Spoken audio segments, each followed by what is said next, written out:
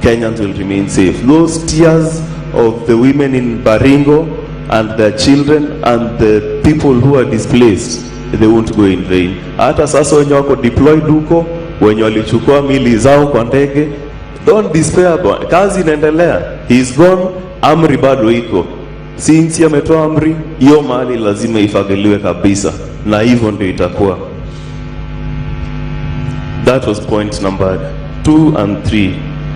I'll talk about his family briefly. He really loved his wife, and he loved us also as a family, and he did everything for us. Anything he was ready to sacrifice for us. He believed in us completely. And his wife, I know he kept on telling me, unajua nikienda sasa wende utachunga mama, and mom, I will take that job seriously na nitakuchunga to the best of my ability. Lastly, if you knew General, he loved reading, he loved playing golf. I know his golf buddies really miss him, and he said in an interview when Excellency appointed him was the last time he played, and just when we were talking on Saturday, I told him, sasa ukiretire itakuwa aje? And he told me, I look forward to going back to golf, but his primary consideration always was this great nation of Kenya. He loved it, and in his death he wishes that Kenya will remain totally secure, free from external influence, and any Kenyan, be it from Baringo, Chemolingot, Lamu, Mandera, Wajir, any corner of this country, he wanted them to be safe. A child to go to school, get an education, pursue their dreams, and he died doing that. And there is no greater death for him. He loved, besides his golf reading, I believe, we as a family genuinely believe General had more than 24 hours in a day. Because in a day, Tuesdays and Fridays, in fact, we are normally here. This Tuesday we were here doing the Defense Forces physical readiness test. He said, if I'm the general, I have to show that this test is possible. And ironically, he did, I think, the most press-ups of everyone here. Not the most press-ups, but the most push-ups. We did push-ups. He did 80 of them at his age, over 60. He did press-ups, I think about 50, and he ran 3.2 kilometers in about 19 minutes, which is absolutely phenomenal for his age. So pia nyinyi muku uko juu, watu ya vitambi, fuateni mwenende ya general. So unaona metoshea kwa sanduku vizuri, hawaja finya toshe vizuri. And so, lastly, as I finish, the most important lesson, should you disregard his love for God and what God can do to you in your life and the battles he can help you in? Should you disregard everything? I can tell you something. Ukiwa na mkono gamu, hautaipata baraka. Even when God wants to give you money and resources, you need to open your hands. You need to empty your pockets. Patiana. General Livyozia umuulize, hiyo saa umevaa hapo, nipatie, anakupatia. General nimekwama hapa, nisaidie. He will give you. He was so generous, and as a result of that, as a family, we have never lacked. I am to just try. Test your faith. Test your faith. Start. Mwenye nakumbanga pesa, hata umechoka naye aje, give him, forget about it. Najua hapa, he told me the amount of debt ordered to him, and I enjoyed him. If you ever die, kwa mazishi yako nitaenda nianze kuchukua hizo madeni yangu, ndio at least nijenge mambo haya, nyumba mahali. But akasema hapana, hiyo ni sadaka nimepatia Mungu. And so generosity, just test your faith. Hiyo wacheni kushikilia vitu kwa mfuko, fungua mkono, God will bless you. We will miss him. He was a great simple man, and we love him. And to the entire KDF fraternity, poleni sana, we stand with you. And especially for the people who perished with him. We in fact were running with that whole group here on Tuesday, and Tuesdays and Friday were his days. If I can ask, kwa makambi zenyu chukueni hiyo fitness serious, mkuwe mnakimbia so that at least you can take the physique and also better your own health. Asante sana and God bless all of you.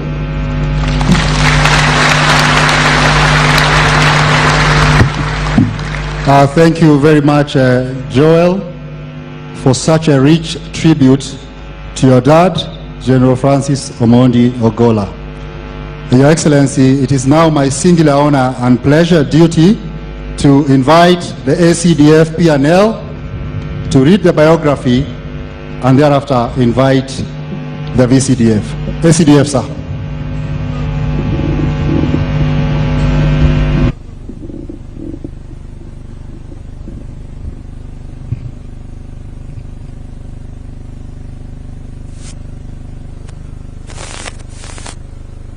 Your Excellency, the President of the Republic of Kenya and Commander-in-Chief of the Defense Forces, sir.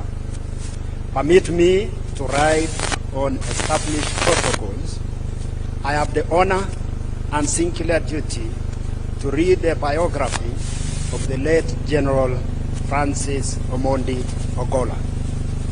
My name is Major General David Ketere, the Assistant Chief of Defense Forces in charge of personnel and logistics. The late General Ogolla was my mentor, and I was directly answerable to him on personnel and logistic matters.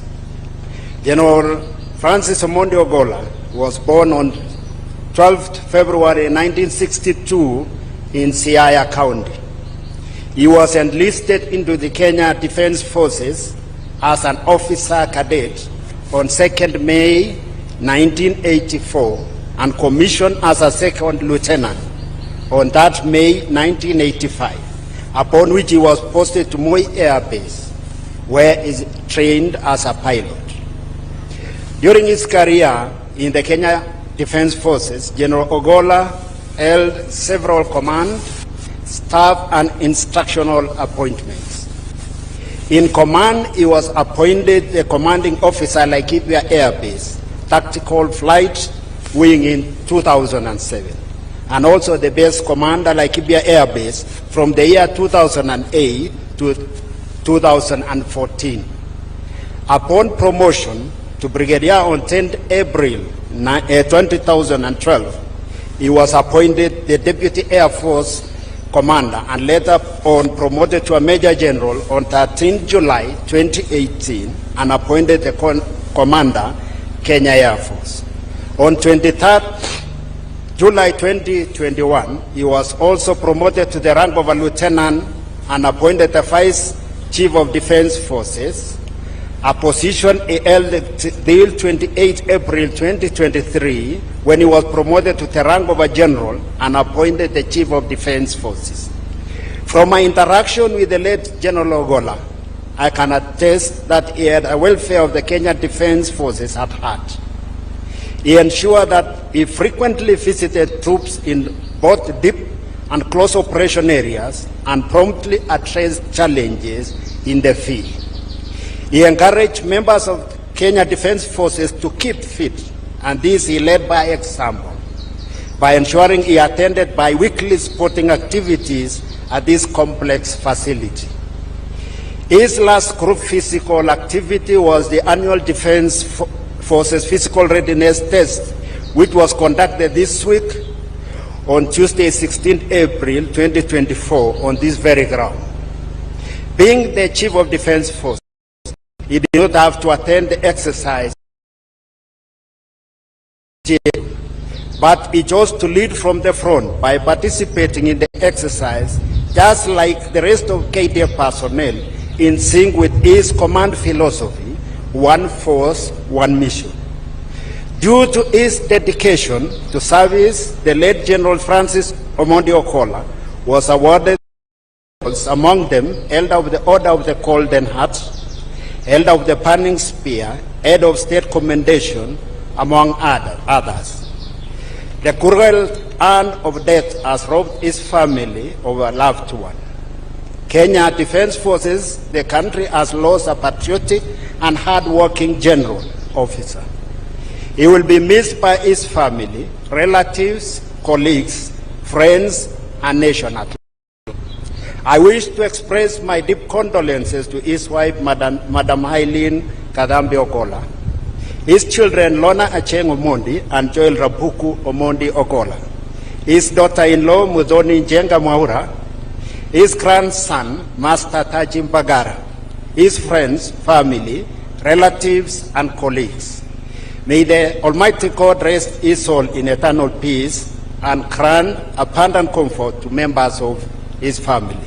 Your Excellency, sir, it is my humble duty and honor to kindly invite the Vice Chief of Defense Forces to give his remarks. VCDF, sir.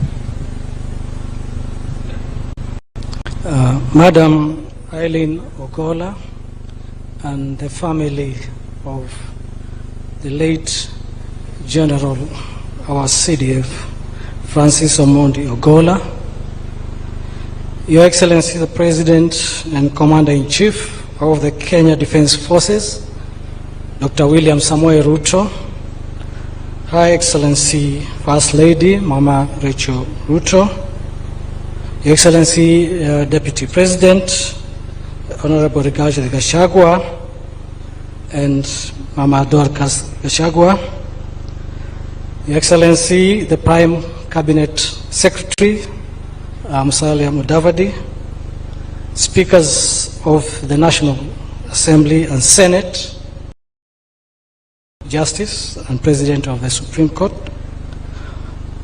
Honorable, Right Honorable former Prime Minister Raila Odinga, Cabinet Secretaries and present, and all senior government officials invited, Governor of Nairobi County, service commanders, honorable members of the House Committee on Defense, Intelligence and Foreign Relations, members of the Diplomatic Corps, the KDF fraternity, our families, distinguished ladies, distinguished gents, ladies and gentlemen. It is with great sorrow and great sense of loss that we have gathered at this stadium, which was very dear to our departed CDF. I take this opportunity, Your Excellency, on behalf of the Kenya Defense Forces fraternity, both those that are here and those that are in a peacetime location, troops that are deployed all around the country and beyond, to convey a deep message of condolence to the family of our departed leader. Your Excellency, I also take this opportunity to convey those condolences as well to yourself, members of the National Security Council, and all the leadership in the security sector for this loss. Let me thank you, Your Excellency, and through you the entire nation for standing with us, the KDF family, during this moment of great loss. Not only did we lose our CDF, but we lost 9 others, general officers, and service members in the tragic air accident that happened.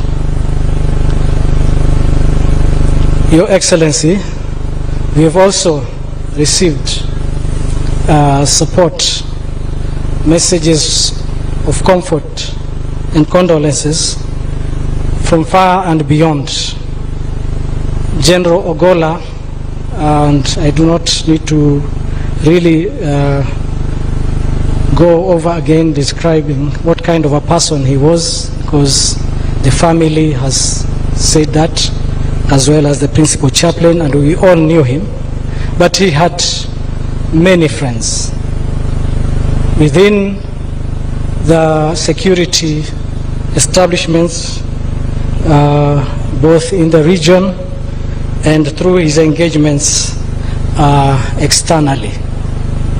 We've received messages, and I'll just mention a few. The Chief of Defense Staff of India, his friend, the Chief of Defense Staff of Sri Lanka, whom he had invited here recently, and we learnt, or rather shared, a lot of ideas in terms of the kind of engagements that we are engaging in dealing with the threats that confront our republic. There's also the General Mbadi, UPDF, who is the immediate former CDF, who worked very closely. CDF of Burundi, who will be with us tomorrow, and many others. But presently here, sir, we have General Getachew Selbina, the DMI of Ethiopia, representing Field Marshal Birhan Jula of Ethiopia, who, if you recall, sir, he was here also recently as a guest of our departed CDF. We also have the Commander of Land Forces of the Republic of Rwanda, Defense Forces, representing the Rwanda CDF. Your Excellency, also allow me to acknowledge with us retired CDFs of Kenya. We have retired General Kibochi, retired General Karangi, and retired CGS General Jeremiah Kianga, and many other retired both officers, general officers, and service members who are all here to show solidarity and to send off our general. Your Excellency, today you have noticed that we are all conducting this ceremony dressed in combat uniform. This is in honor of our general who died in the operation area conducting operational duties in the North Rift. And sir, like I mentioned to you earlier, last week we spent a lot of time meeting with the field commanders, service commanders and all, discussing and ways and means and planning how to continue advancing our operations and making the country secure. After he was briefed on the situation in the North Rift, he tasked General Keter to look for resources to complete the task that you had given him, and told us that, actually he told me, wewe baki kwa ofisi, angalia mambo ya ofisi, next week, kuanzia next week mimi nitakuwa kwa field. And his intention was to visit North Rift. After that, our troops in close operations theaters and within Somalia, just to reinvigorate and to continue giving the spirit of warriorship to our soldiers. We accept the will of God. Your Excellency, my duty is to assure you that the Kenya Defense Forces remains strong despite the loss. We are continuing with our duties of securing our country just like the general would have wanted us. And his passing will only give us the impetus to do more. Sir, you have seen a son of a general. That spirit reflects the general and it transcends to all of us. I will not go into detail again, like I said, but I will just finish by saying that the general was a very visionary leader. He leaves behind with us his visionary, his vision and the documents that we have developed to make KDF better. He was a very decisive commander and leader.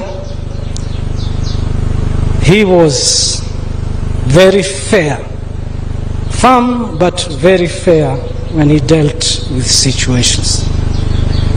He would be considerate of actions before he took them. So, sir, and this, as we have heard, is grounded on his strong professional grounding, his spiritualism, his intellectual abilities, and family background. These, Your Excellency, are what defines our departed general.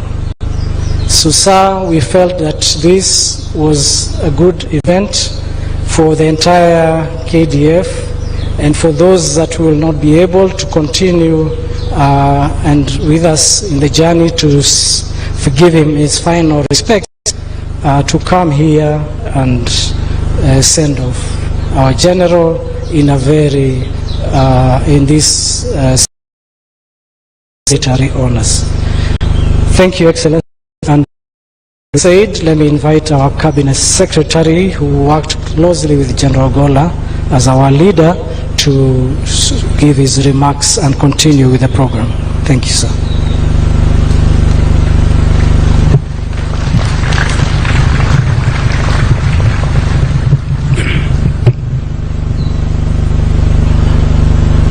Mama Eileen, Ogolla and family, Your Excellency the President of the Republic of Kenya and the Commander-in-Chief of the Defense Forces, Your Excellency the First Lady, Your Excellency the Deputy President, and Mama Dorcas Gachagua, Your Excellency the Prime Cabinet Secretary, the Right Honorable the Speaker of the Senate, the Honorable Chief Justice and Supreme Court, colleagues, Cabinet Secretaries present, the Vice and all governors present, Principal Secretaries present, General Officers, members of the Diplomatic Corps, senior security officers present, senior security officers present, led by the Inspector General of Police and the Director General of National Intelligence Service, members of KDF, ladies and gentlemen, today we gather with heavy hearts to bid farewell to a true hero, General Francis Ogolla. He was my elder, my friend, our CDF, a member of the Defense Council, a man whose life exemplified courage, dedication, and unwavering commitment to this country, Kenya. As we mourn his passing on, we also celebrate his remarkable legacy, a legacy attached in the annals of our nation's history. General Ogolla's journey of service began over 4 decades ago when he joined the military as a cadet officer in 1984. Through his hard work, determination, and exceptional leadership skills, he rose through the ranks, earning the respect and admiration of his colleagues and superiors alike. His tenure as the Chief of the Defense Forces, who I have worked with him very closely, was marked by a steadfast devotion to duty and deep sense of responsibility towards safeguarding the sovereignty and territorial integrity of our nation. He ensured that he had the presence of mind to lead the forces by example. Your Excellency, ladies and gentlemen, what you may have not known about General Ogolla is that he led officers, service members and civilians in our ministry right on these tracks in front of us for a morning run every Tuesday and Friday, doing 10 laps, his latest being the past Tuesday. Your Excellency, sir, the Kenya Defense Forces reach new heights of professionalism and excellence, earning accolades both at home and abroad. Tragically, General Ogolla's life was short while he was on official duty, serving his country until his last breath. His untimely demise in a helicopter crash on the 18th of April 2024 has left a void in our hearts and a profound sense of loss of our nation. Your Excellency, the leadership and the rank and the file of Kenya Defense Forces across the country and outside the country, we want to assure you and commit that we will make our country safe and secure as General Ogolla wished when he was our CDF. As we bid farewell to General Francis Ogolla, let's honor his memory by upholding the values he held very dear: loyalty, honor, and service to our country. And to the Kenya Defense Forces, let us uphold the unity and the camaraderie he championed through his motto, one force, one mission. Though he may be gone, his spirit lives in the hearts of all of us who knew him. His legacy will endure as a beacon of hope for our nation. Rest in peace, General Ogolla. Your service will never be forgotten, and your sacrifice will always be remembered. Your Excellency, finally, we receive so many condolences on behalf of General Ogolla from friends, partners, and allies of Kenya Defense Forces and of our country under your leadership as our Commander-in-Chief. I want to just mention a few.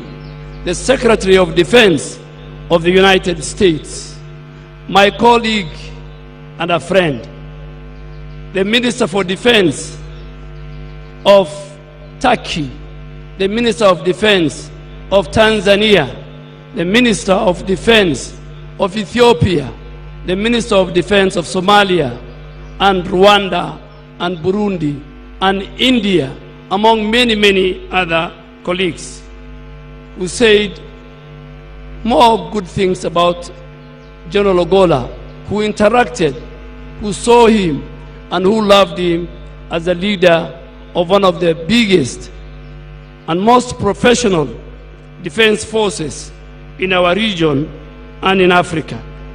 As we say in Islam, Inna lillahi wa inna ilayhi raji'un. From God we originate, and to God we shall return. Thank you, and may God bless you. Your Excellency, with your permission and under the guidance you have given us this morning, it's my humble duty and privilege to invite our elder, our leader, the former Prime Minister, His Excellency Raila Amolo Odinga, to make his remarks.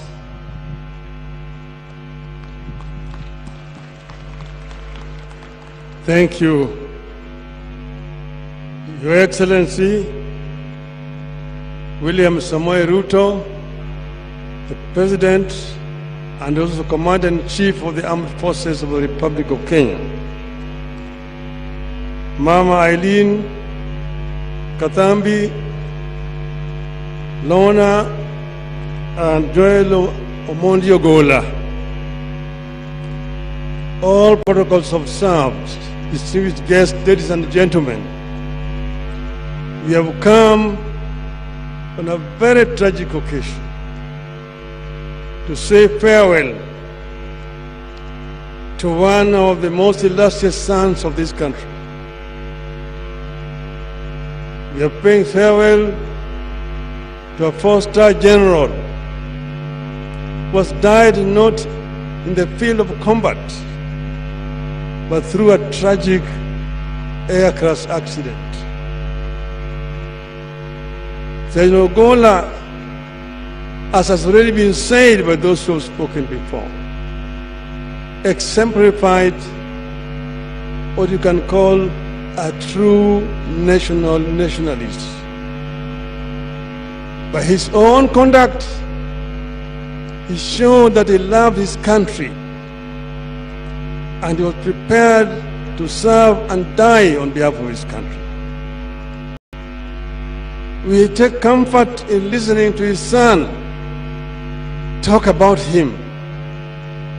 And when I saw Joel talk there, I said, this is a case of the general is dead. Long live the general.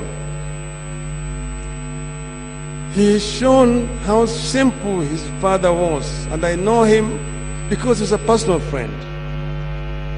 I know him as a man of very few words, an accomplished golfer,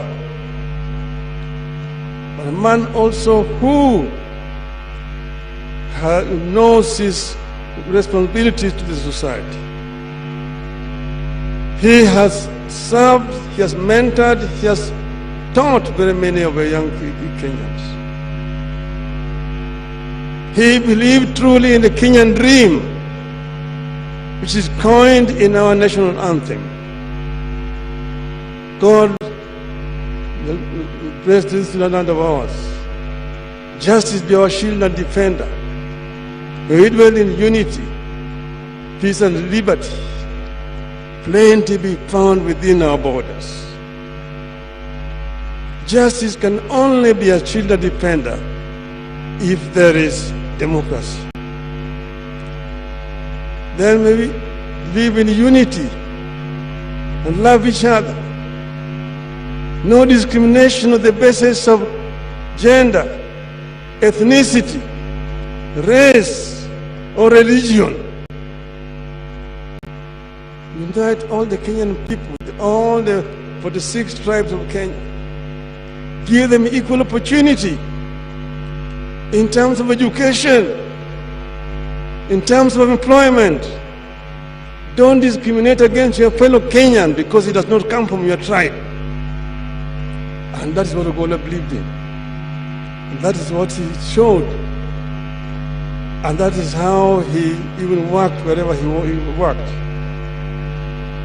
It is, Your Excellency, tragic that we are studying today. But he has also shown, just as in life, in death he also said he wants a simple burial and be buried as quickly as possible. This is in line with the traditions of our own African people. Commercializing burials today is not African, it's un-African. People used to be buried either the same day or the following day when they died. Burial or funeral was not an enterprise as what has come today. So he said he wanted to be buried the way it is, without a coffin, soil back to the soil. A great Kenyan patriot. Your Excellency, I want to conclude by saying that because of the manner in which the Ogolla died, a lot of rumors are flying around all over. We want these rumors to be put to rest. And this can only happen if there's a thorough investigation to tell us the cause of the death, how that plane came down. But also, Your Excellency, this is also time to take a relook at our equipment and our military. Because you have seen a number of these accidents over the last 5 to 10 years. There's been so many of these crashes. We want to put this to an end so that we can save lives of our people. Finally, as we lay Ogolla tomorrow to rest, I want us to remove the stigma, Your Excellency. Because I knew this man very well. General Ogolla would never have contemplated or thought about going to Bomas of Kenya to force Mr. Chebukati to alter the results of last general elections.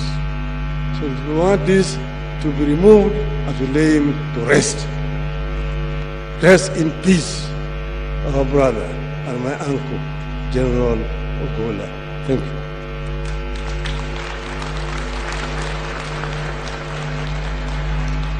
Your Excellency, again, under your guidance and permission, allow me to invite the Prime Cabinet Secretary, Honorable Musalia Mudavadi, to make his remarks. Invite the Deputy President, and the Deputy President invite you as the President and the Commander-in-Chief of Kenya Defense Forces.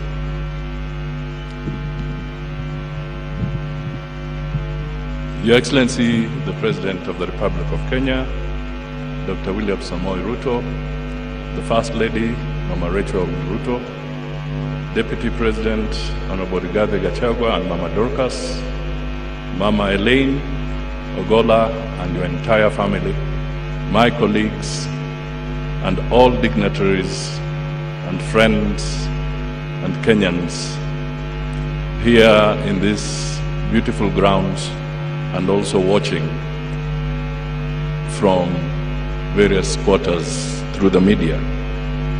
Your Excellency, mine will be very brief.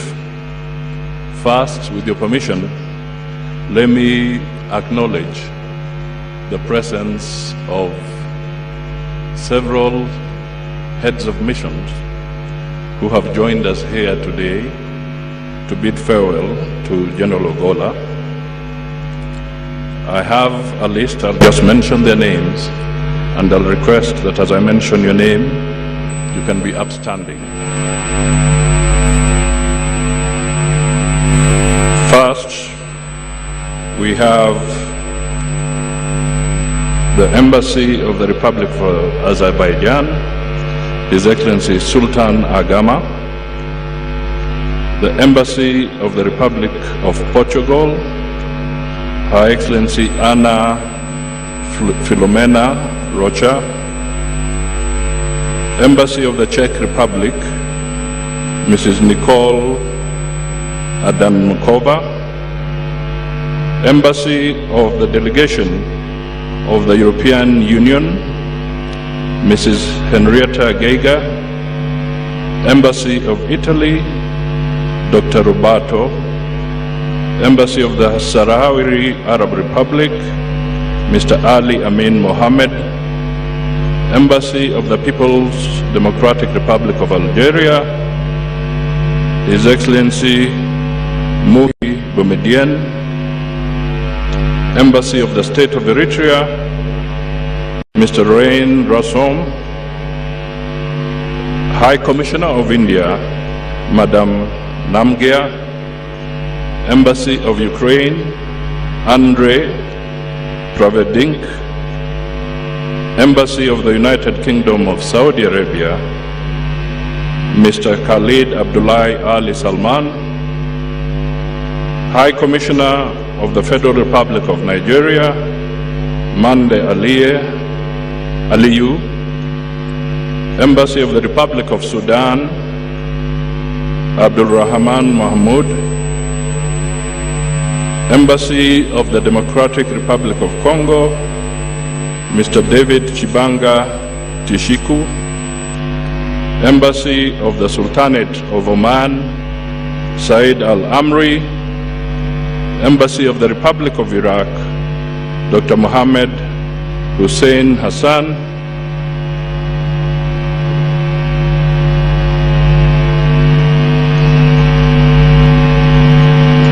we also have the Ambassador and High Commissioner of Ghana, His Excellency Damti Asare. We have Ambassador and High Commissioner of Rwanda, His Excellency Gonga. We have Salim Al-Nakabi, United Arab Emirates Ambassador. This may not be exhaustive because we also have missions represented here, but not at the level of head of mission. And I also wish to acknowledge their presence. Your Excellency, mine will be very brief, just to stand with you and to stand with the family in condoling with all Kenyans and the military following this very tragic loss of the general and his compatriots a few days ago. Your Excellency, it has been said several times, but it pains not to repeat this. If there was a description of humility, an epitome of humility, then the general who has fallen is indeed a symbol of humility. But what is more interesting is that it is humility found in the military.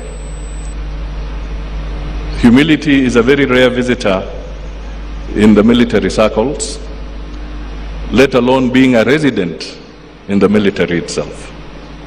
So we have lost somebody who has now shed some light as to what can really be done to epitomize humility.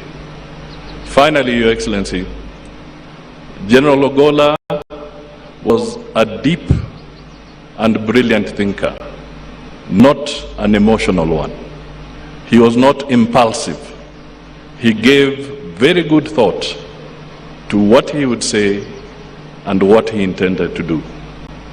He was truly a deserving and befitting leader of the military. With these remarks, may his soul rest in eternal peace, and God grant his family courage and grace during this period and beyond.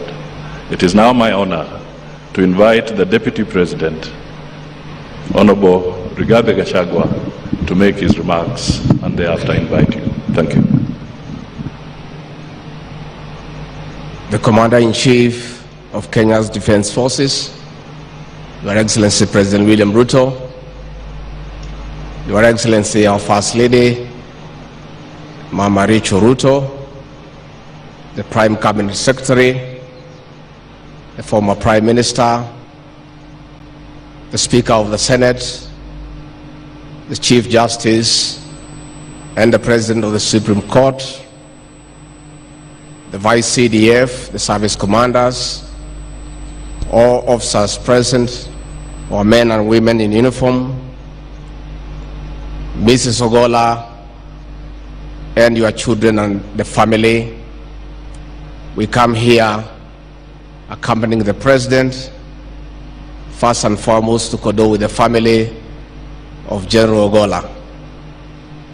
Again, we come here to condole with the KDF fraternity for the loss of their general, a celebrated and decorated soldier who has passed on in the course of duty. Your Excellency, as we condole the family and the KDF family, let me also, on behalf of the executive, take this moment to condole with you as the Commander-in-Chief of Kenya's Defense Forces for the loss of your CDF, whom you considered as a loyal and brilliant military strategist. Your Excellency, for the time we worked with General Ogolla, he was a very committed officer of the military. Besides that, the man was humble, pleasant, and amiable. He was also a very kind man. And when we talk to many officers who have served under him, they would give testimony of his humility and his kindness. Your Excellency, I was a beneficiary of his kindness. I remember late February this year, when I was in my office, I was informed that the Chief of Defense Forces, General Ogolla, waiting to see me. And I couldn't understand because I was not expecting him. He had not said he is coming. And in ordinary circumstances, if you hear the Chief of Defense Forces has come without notice, you sort of panic. And I stopped the meeting. I said, let the General come in. And I said, General, what brings you here? The General was holding a big card. And he said he had come to wish me happy birthday. And I was not even aware it was my birthday.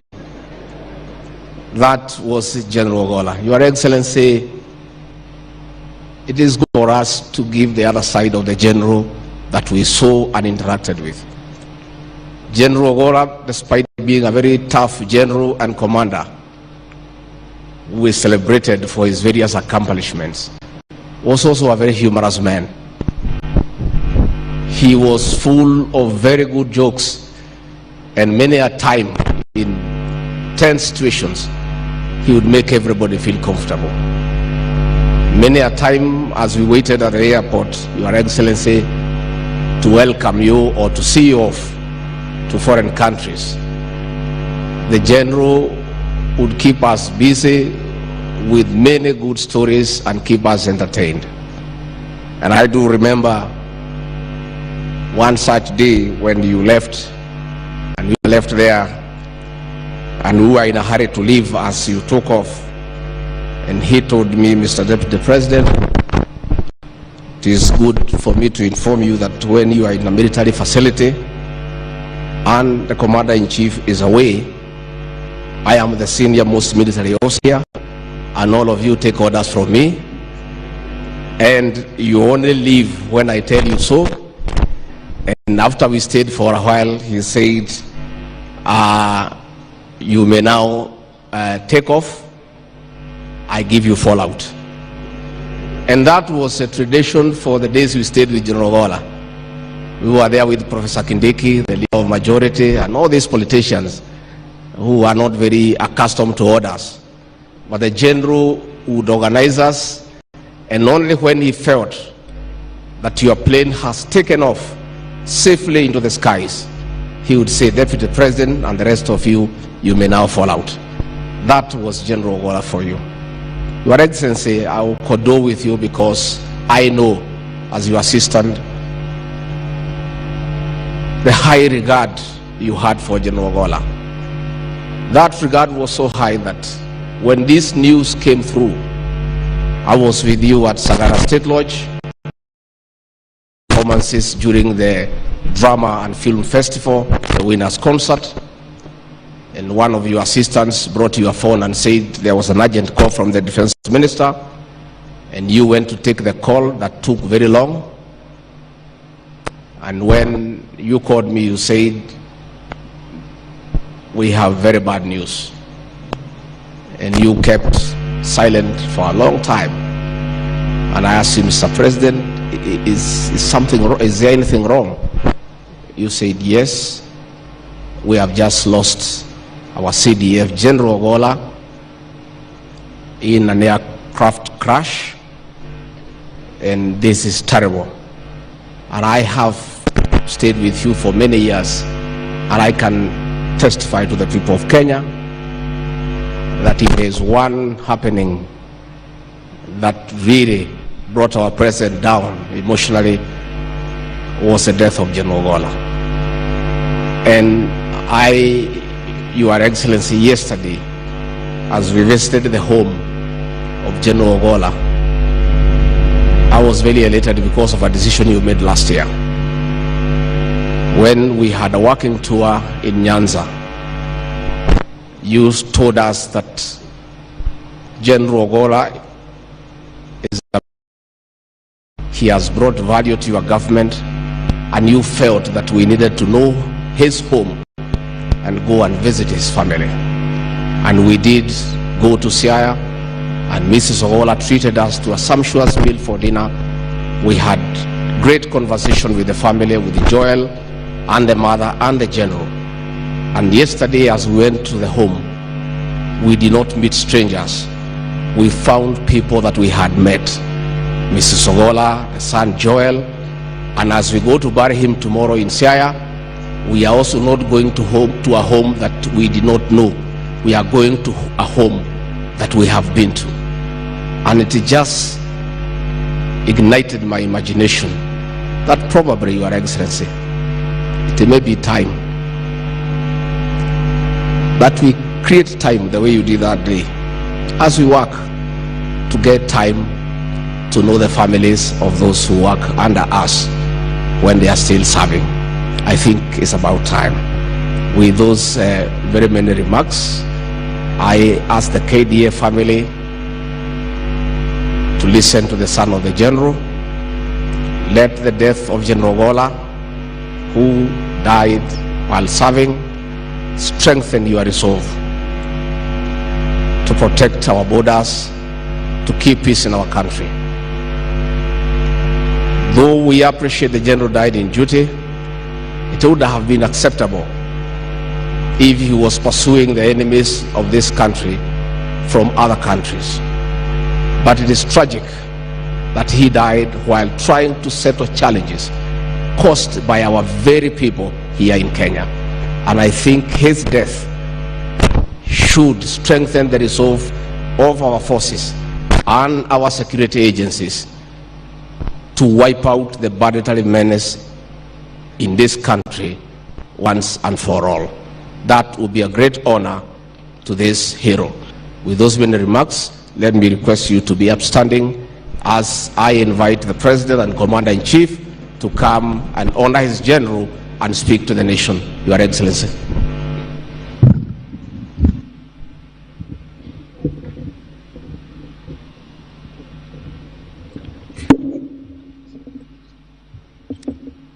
Thank you very much. Please, let's take our seats.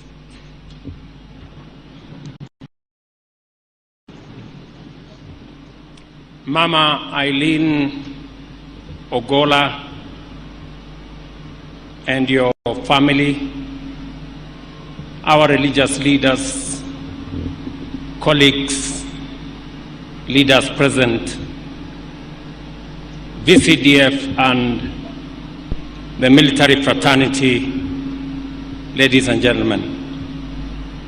On Thursday, April 18, 2024, General Francis Ogolla, the Chief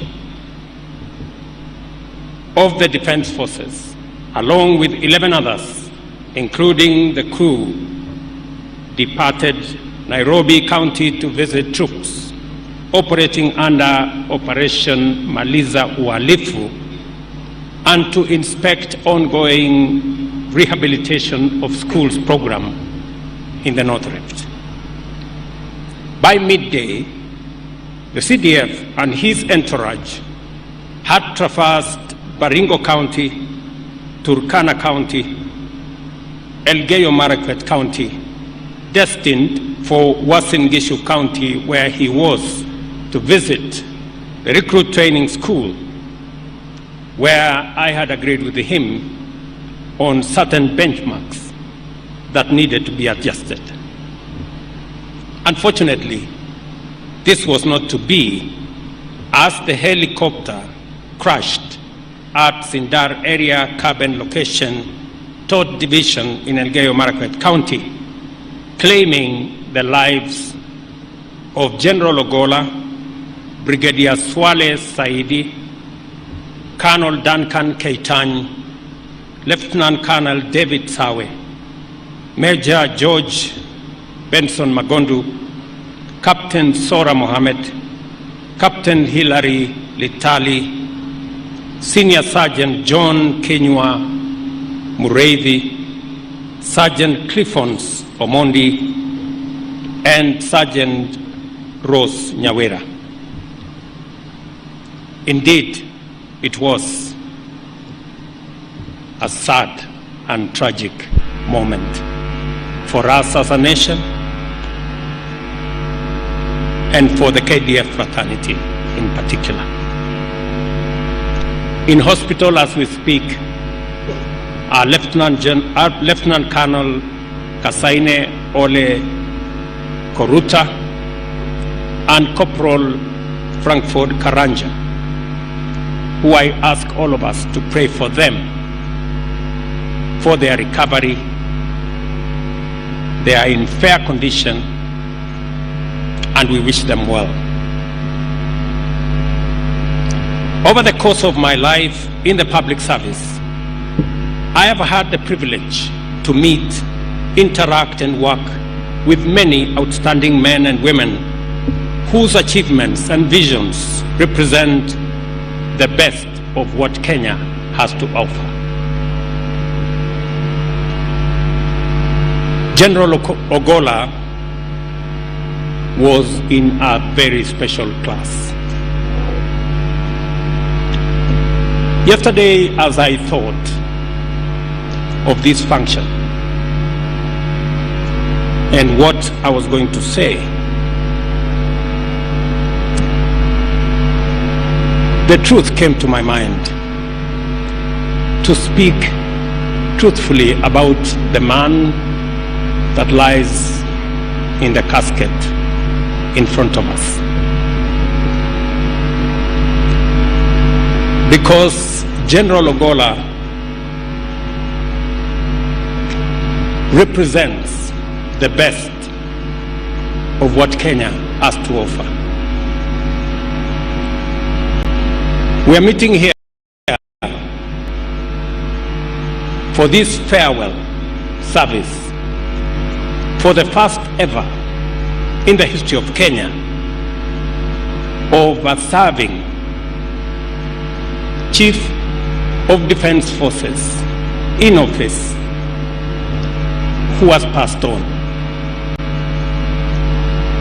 And we are here to say bye-bye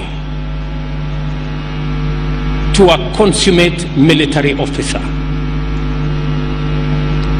a passionate, accomplished military commander,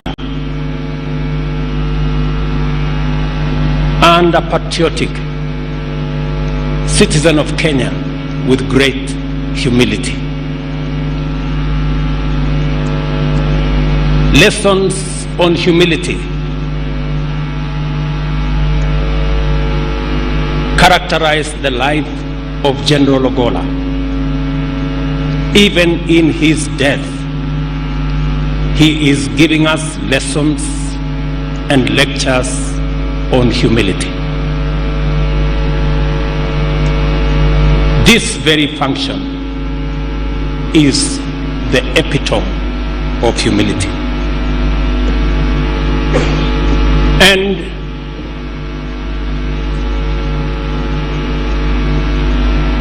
when it came time for me as Commander-in-Chief to make a decision on the next CDF,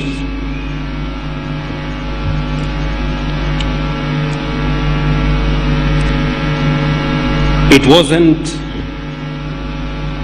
an easy decision, as it should. It's always a decision of many balances.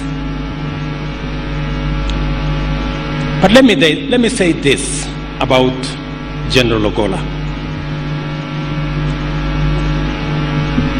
All the recommendations that I got on the next CDF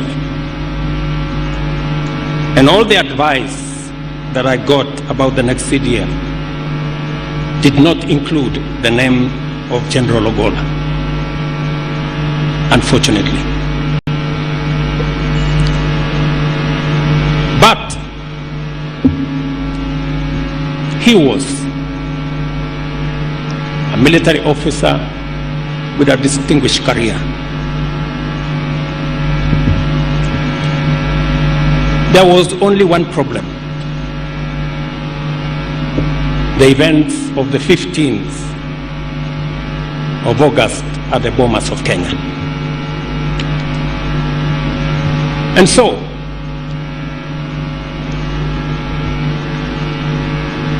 I asked General Ogolla for a meeting, and I had a one-on-one, man-to-man, come to Jesus meeting with General Ogolla.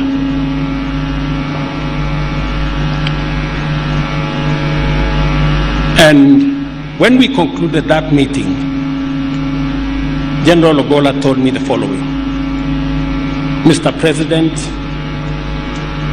I have no defense. I will not try to defend myself. It was wrong what happened.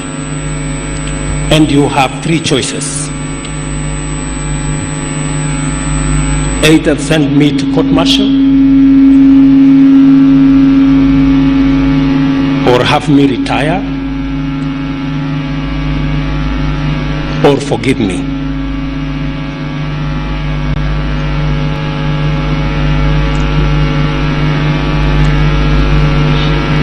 That evening, I went home after that meeting, and I reflected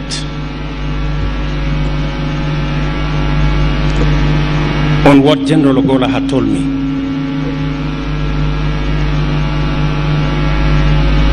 And in that reflection, I thought of my own story and my own episode at the IC in The Hague, where circumstances had conspired, and I was there.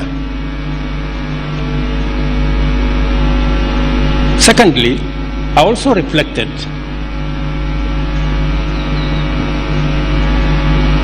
on the brief that I had been given when I came into office as president.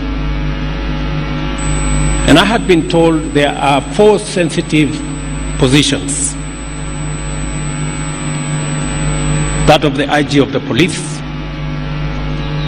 that of Interior, that of the Director General of NIS, and that of the CDM. And I had been told, you need to be careful who you appoint into these offices, because they mean a lot and they are very sensitive. And I had even been told that, please, don't be shy to appoint members of your community. You will be safe.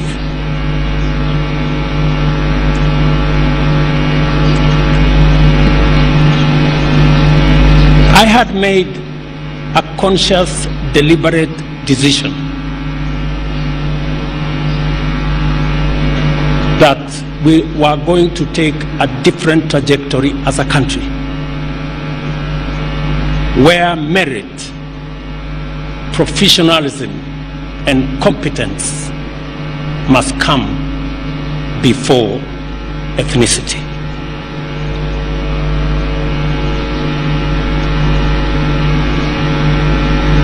And I made up my mind that General Ogolla deserved to be the Chief of Defence Forces of the Republic of Kenya.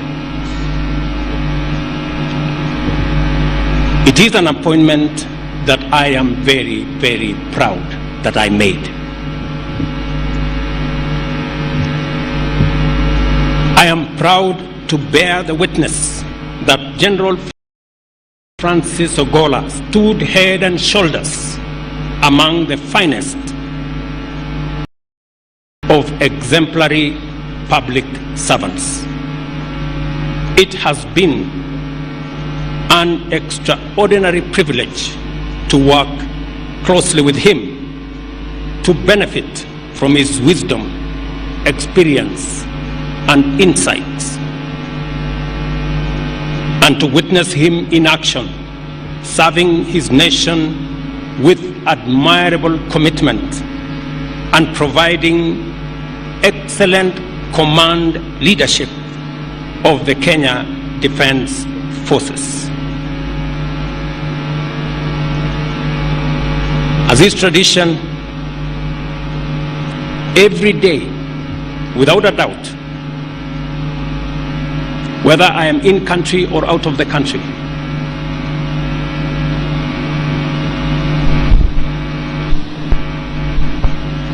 it is necessary, it is the case that I have to get a report from CDF.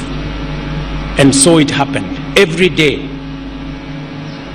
either we talked physically, by phone, by WhatsApp, and I can confirm that General Ogolla was the best that we could get. I am also aware that off duty, General Ogolla was involved in various services for the benefit of community, including youth motivation and guidance, and his extensive work as a Christian. Last year, on December 9th, 2023, General Ogolla gifted me a framed photograph. On one side was a Bible verse from the book of Isaiah, chapter 41, verses 10, presented in beautiful calligraphy that read, and I quote, "Fear thou not, for I am with thee. Be not dismayed, for I am thy God. I will strengthen thee, I will help thee, I will uphold thee with the right hand of my righteousness," end of quote. On the other side of the photo was a map of Kenya with multiple silhouettes of soldiers in diverse military roles. It was a thoughtful gift that embodied General Ogolla's personality as a patriot, a gallant general, a Christian, and a visionary leader. He understood the value of defense for national tranquility and the obligation of the office of the Chief of Defense towards national prosperity. When I asked him that schools, 5 schools needed to be renovated, he didn't ask me for money. He went to his budget and asked his officers to reorganize the budget so that he could respond to the needs of children who were out of school.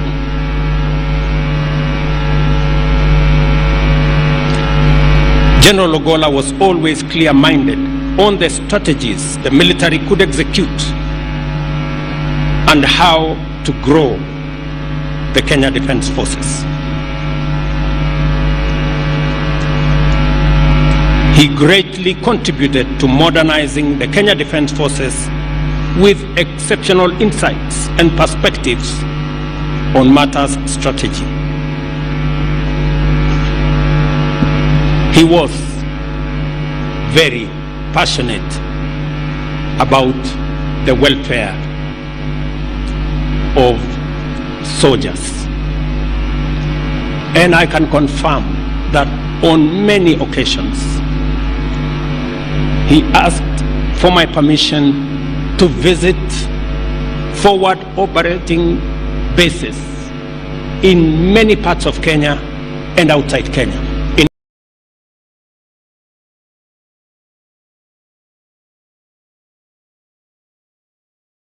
fact, I can confirm that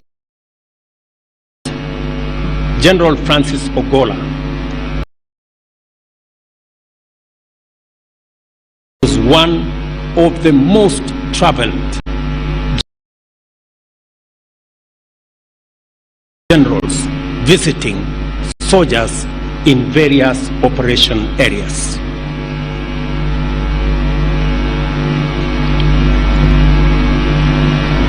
I, however, have one regret.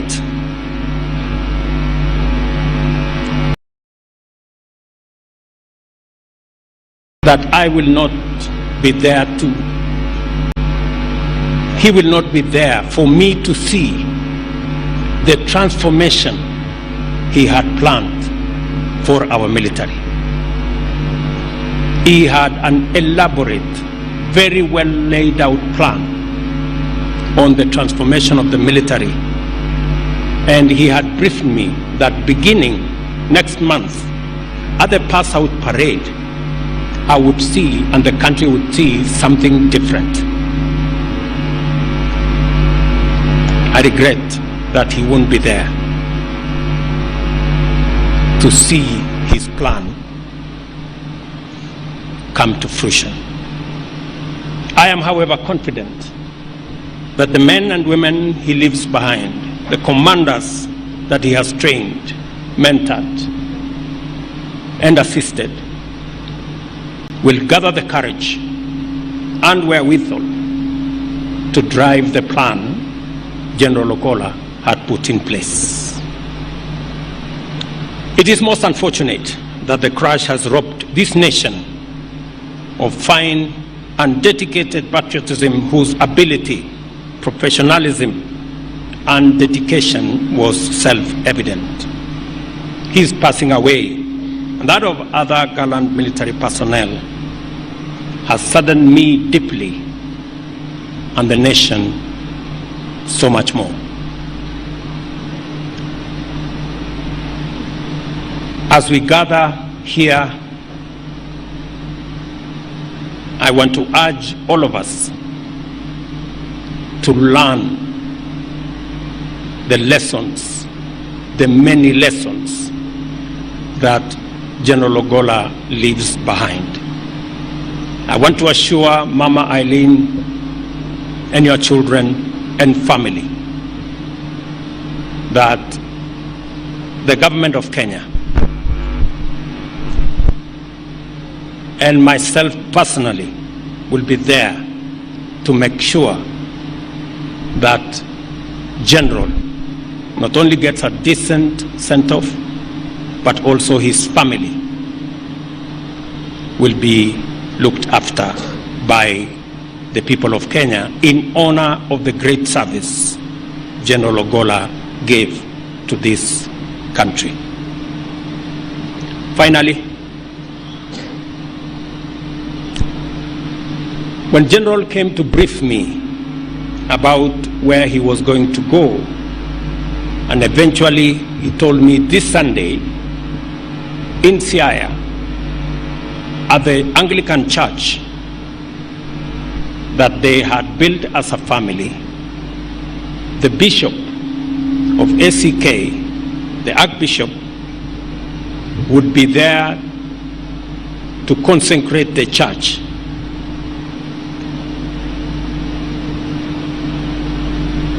It now looks like the consecration of the church will be there, but the ceremony will be about the sending of our brother, General Francis Ogolla.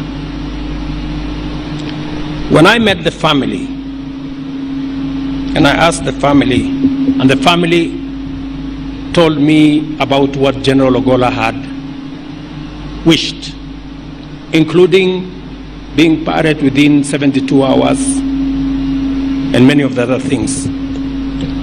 I asked Mama and Joel What was the nature of the conversation that led to General talking about his own death, surely? It marks the courage of a man who was ready, and he knew, even in the sermon he preached to us today, that life was mortal. For those of us who are scared of death, maybe General Ogolla again is giving us some lessons on how to be ready. Very profoundly, yesterday, many heads of state called to condole with the country. And one profound statement came from the president of Burundi. And he told me in Kiswahili,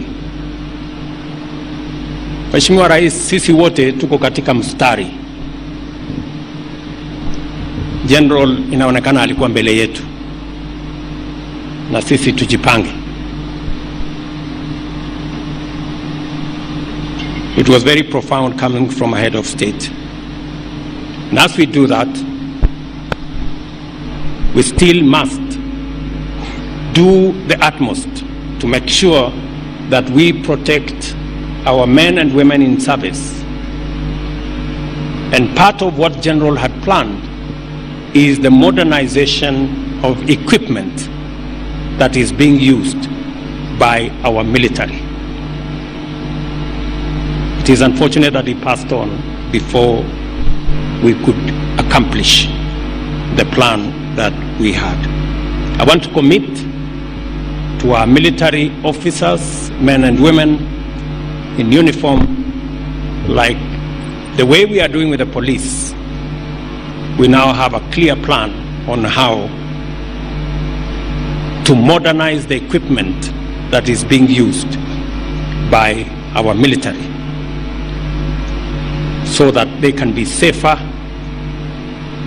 and they can discharge their responsibility of securing our country better. Again, from Mama Rachel and my children, our very deep and sincere condolences to the family of General Ogolla, and on behalf of the people of Kenya, to say poleni sana na Mungu awafariji. Thank you very much.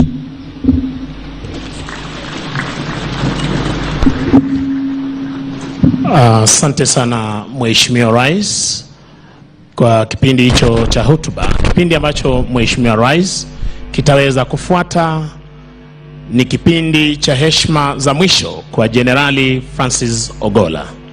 Kwa heshima na taadhima kuu niweze kumwalika Mheshimiwa Rais akiwa ameandamana na mama wa taifa Her Excellency Bi Rachel Ruto pamoja na Defense Council ambayo itahusisha waziri wetu wa ulinzi Mheshimiwa Aden Bare Duale, naibu mkuu wa majeshi ya ulinzi ya Kenya Luteni Generali Charles Kahariri, katibu wizara ya ulinzi Mheshimiwa Patrick Mariru, komanda wa jeshi letu la nchi kavu Luteni Generali David Tarus, kamanda wa jeshi letu la anga Meja Generali John Omenda, na kamanda wa jeshi letu la wanamaji Meja Generali Thomas Nganga. Kwa ruhusa yako Mheshimiwa Rais, niombe kwa heshima na taadhima wafuatao waweze pia kujiunga nawe. Naibu wa Rais Mheshimiwa Rigathi Gachagua pamoja na Pastor Dorcas Gachagua, mkuu wa mawaziri Mheshimiwa Musalia Mudavadi, na aliyekuwa waziri mkuu wa taifa la Kenya Mheshimiwa Raila Odinga. Your Excellency sir. Niombe Mheshimiwa Rais anapoja kupeana heshima zake za mwisho Kwaya tafadhali. Kwaya mtupe wimbo It's Well.